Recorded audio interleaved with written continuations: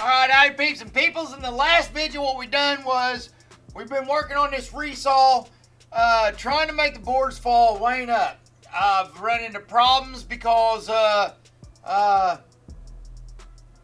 this turned out to be more of a task than I thought it would be in the beginning. We are gaining. We have probably solved, I would assume, 15 to 20% of the problem. But we got to go another 90% or 80 to 90% farther. We've been working on the bottom, getting the boards out. We got a few more tricks to try on the bottom. We're going to see how this does. And see if we can gain this last little bit we're needing to go. And at the end of this video, I get in a good mood with everybody, and I take y'all through a tour through the sawmill while the mill's running, and meet a few people and this, that, and the other. So I hope y'all like this. Let's head in and check her out. First off, what I want to do, this was some footage I had. That's some soft maple and stuff. This is some footage I had for the day, the Saturday where we did our modifications and stuff, and was first trying things out, and it didn't go so good. I wasn't happy about it, and I thought, well, I'm just going to run these waning boards through the edger and knock some wane off and ponder a bit. Now, those of you that are actual sawmillers are going to watch me run edger, not going to be too impressed at my edger operating skills. What I am is a logger that's running an edger. So, I'm not the sharpest tool in the shed on the subject, but I'm trying. I'm learning a lot. The guys are teaching me a lot, and I'm learning pretty good, but I got a long ways to go. But I have been helping things to help get them, try to make their lives a little bit better while I'm around. You know, to make use of my time while I'm around, and that's been going pretty good. And it's allowed, and by doing so, it's kind of been a bargain, or it's been a negotiation between me and them. So when we be like, you know, let me in, teach me some things. I'll try to make your life a little better while I'm here, and help me get up to where you all's at. So, and then it's been working. It's been working good. I've been helping them out a bunch, and they actually, some of them are hating to see me get back to logging there when we get to logging this spring, but I'll be back complaining. But I really like working in the mill. I have to say, I didn't know I'd like it this much, and I found it, but never really worked in the mill and stuff, and helped to the extent that I have been the past few years, and especially the past year, and didn't realize that I would enjoy it so much. And I'm gonna miss everybody when I go back to logging. I will say that. I'm ready to get back to logging. Don't get me wrong. I do a little bit like a fish out of water, but not like you think I would. I'm taking a liking to all this more than I really thought I would. So, but I'll get off this. Mama comes and helps me do some edging. It helps off bear for me because the chain conveyor's running backwards like I got them running. I'm beefing them up on the deck because there's nobody in the mill today. Filling up the rooftop chain conveyor full of edged boards, and then Monday morning when everybody comes in, they could put the deck back on forward and run them back through the rest of the mill in the lumber room every morning. What I've accumulated here. But I just thought I'd show y'all going through the edge and stuff, seeing the strips come off the side of the boards, piling on this small screen up the top. You see the edge and strips coming off and stuff. And there's way more to edging than what you think. There's grade board, you won't take as much edge off. If you get a board that you're going to shoot for better than common grade, you're going to have to get is what we try to shoot for free for the length of the board on both sides.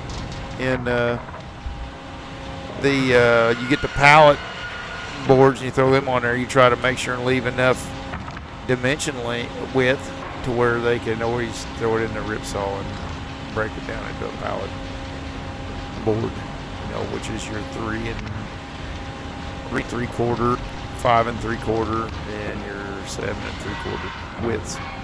So, but that's it. I'll get off here, shut up, and let us get back and see how we're getting along here from the new modifications.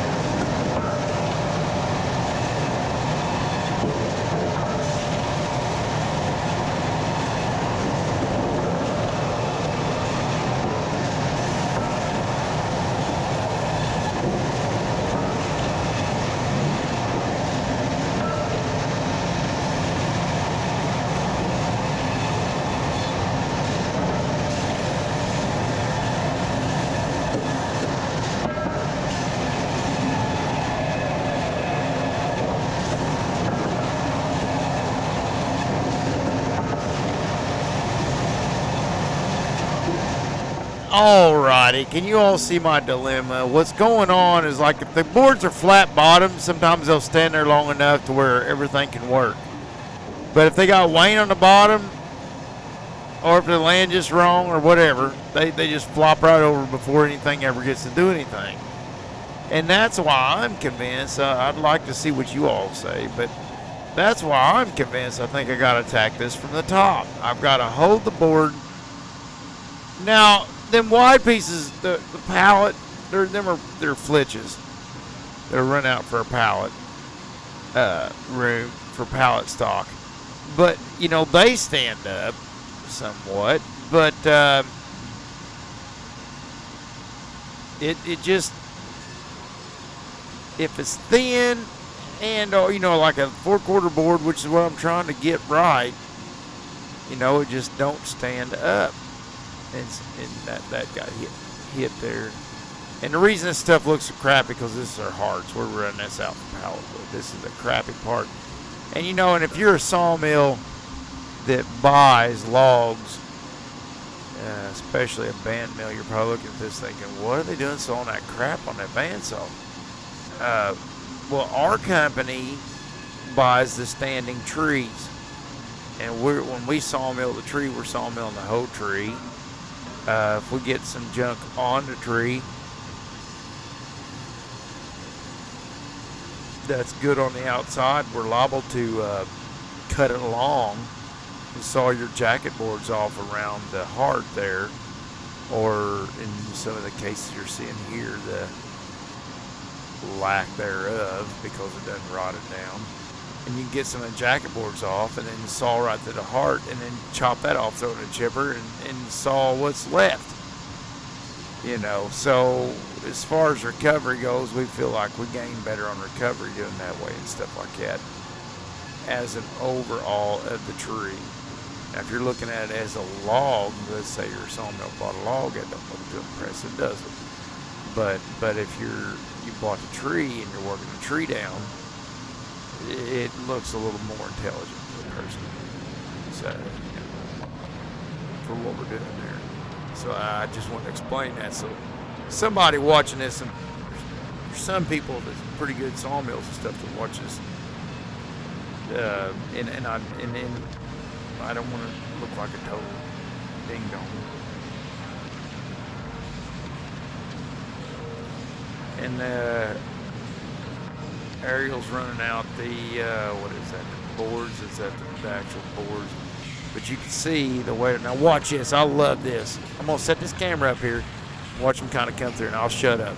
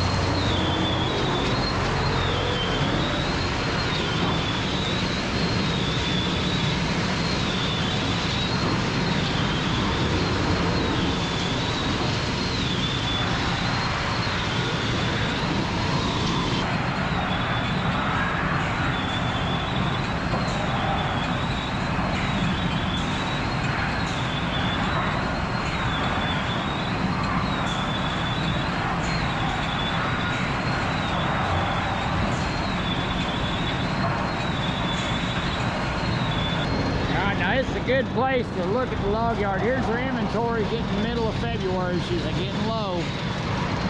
We're getting ready to hit the woods pretty hot and heavy. Sun coming up over there. Mill's just doing its thing down there.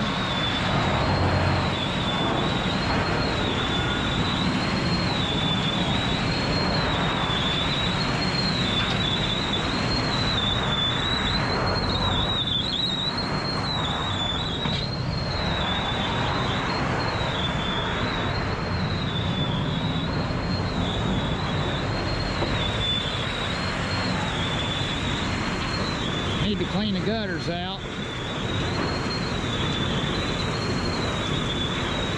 There's the courtyard down below. And there's where our hearts end up out of the logs, the nasty wood that don't grade out. That's just our cull wood. So we cut that into pallet. And there's our cull lumber, the 4-quarter. And he's bringing another pack of cull 4-quarter around. Then that'll all get cut up for pallet wood. What Jason's bringing around. And I know you won't see this, Jason, but you're a heck of a forklift operator, buddy. I think the world of him. We're so happy to have him. I tell him, I say, you're red-headed. Every once in a while he loses his shit, but he's red-headed and hot-headed. We got a lot of redheads here. They get hot-headed. But they're freaking good dudes, man.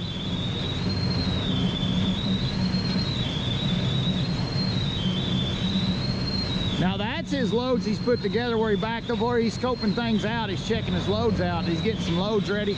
And then here's our pallet. He stacks the pallet stuff over here, him and Dave Air does. And then the pallet gets loaded out over here, and then your lumber's there. And then the 4-quarter has got to come right back in. It stays there, so it's closer to the where it's at, the action's at. We just don't have room to keep it over here. It'd be nice if we just stacked it all right there. But that's right in the middle. That's the courtyard. Everything happens right there. That's a busy little spot. They don't look it right now, but it gets busy from time to time. I'd love to dry all that in, but that's just a pipe dream. That ain't gonna ever happen.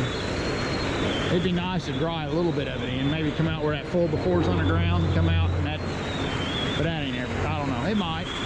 I'd love to. I'd sure love to, but sometimes you can want in one hand and oh, look at that mower, it's bugging me. Look at that fan guard. Let's clean that off. What's the fan guard look like on this one? Nah, we're okay there. This is bugging me. Oh man, that's bugging me.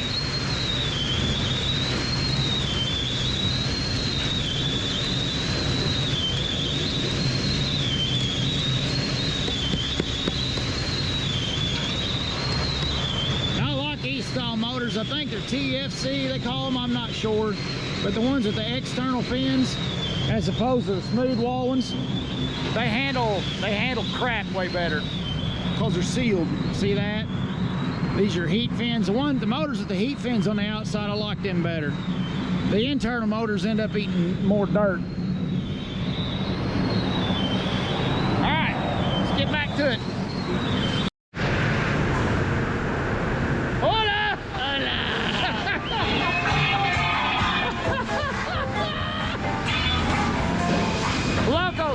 Muchos locos.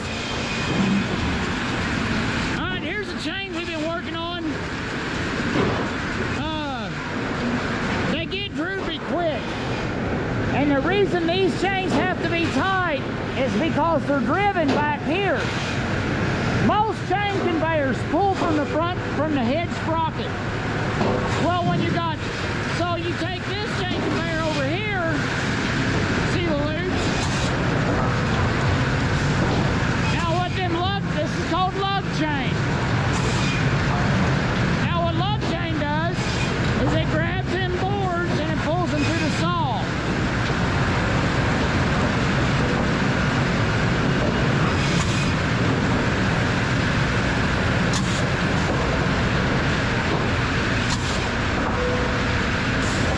So when it gets pulled through the saw, now the operator's on that end and the boards come out on that end, so everything's even-ended on that end. Well, when it gets through the saw, it's got a, they call that transferring lugs. It's got to transfer the lugs, and it comes over and hits these 6-foot long even inroads. So they travel all the way to the other end. So watching there. Bam! Bam! Bam! See how that's doing? So, to keep your lugs perfectly in time, we got to transfer lugs. So we're doing that with this shaft here. So all the sprockets are keyed exactly the same. So all the lug chains are the same every time, every time, every time, every time. Okay, now to understand that, we got to keep this chain tight, because what this chain does is pushes. So this dangle down here, you see this dangle? That's pretty much too loose. This is borderline too tight, but it's working. And so we got to work on these to keep them tight. And I built these adjusters down here a long time ago. I built these hillbilly adjusters where you got a screw on the bottom, you can tighten them up like that. They work extremely well, but they take forever to make.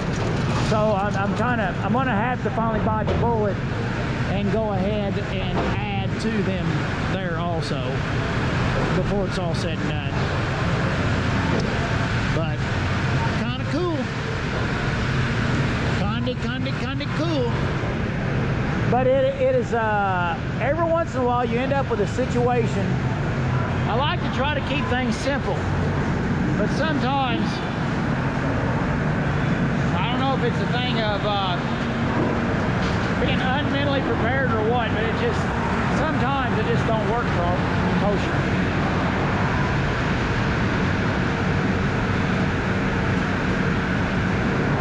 Oh no, bueno. Let me go help him.